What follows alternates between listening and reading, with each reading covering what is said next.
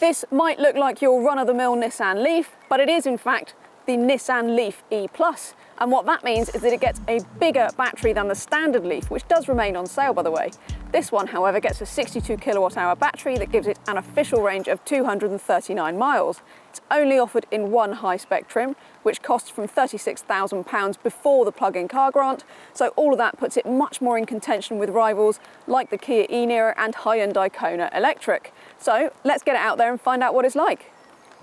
So there is nothing mechanically different about the E+ over the standard Leaf other than that bigger battery and the fact that it actually does get faster charging. So you do get 100 kilowatt charging pace in the E+, which means that you can get a 20 to 80% charge of the battery in around about 40 minutes, should you be able to find a public charger of that speed. From a 7 kilowatt home charger, you're looking at more like around about 9 hours, something like that. Beyond all of that, this is, as I said, much the same as the standard Leaf to drive. So you've got a nice, comfortable, quiet, just very easygoing family car, really.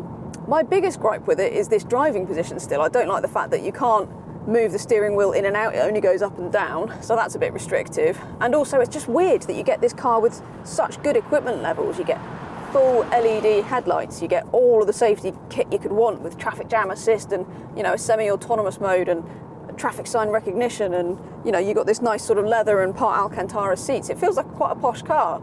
And then you get this weird clunky manual seat adjustment, which seems at odds with all the other equipment in the car. The touchscreen too is a bit of a disappointment, as it is in the standard Leaf. Just a bit grainy and a bit slow to respond, really. But you do get Apple CarPlay and Android Auto, so that is all good.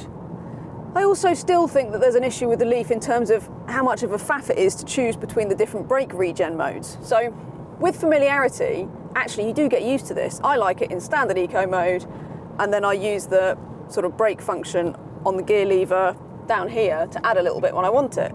However, around town, the e-pedal mode, which gives you the maximum brake regen and means you can drive the car on one pedal, just the throttle, that is actually quite a good function, but that takes some getting used to.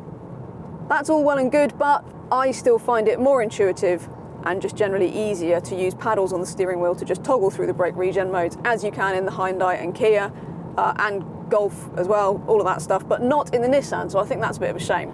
Even so, it's clear that the E+ is a move in the right direction for the Leaf, definitely. That extra range. It's doing efficiency out here, so it's not a great day really, it's quite rainy, it's about sort of 11, 12 degrees, lovely British summertime, and we're seeing efficiency on quite a bit of sort of slower town stuff and a fair bit of B roads, and we're seeing efficiency of somewhere like 3.5 miles per kilowatt hour, and that works out to a theoretical range of 217 miles to a charge.